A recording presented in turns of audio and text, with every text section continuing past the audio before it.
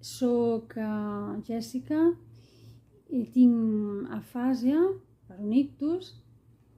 És una afàsia mixta.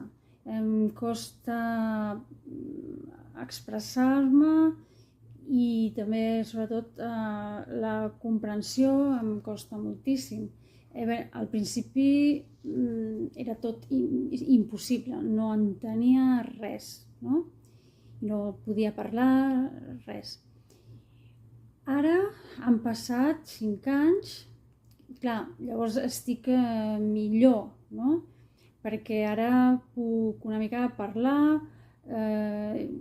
una mica llegir, una mica escriure, però vaja, és tot molt lent, no? I fins i tot el que passa també és que encara necessito ajuda, perquè si hi ha coses difícils, clar, és massa difícil i llavors no ho puc fer.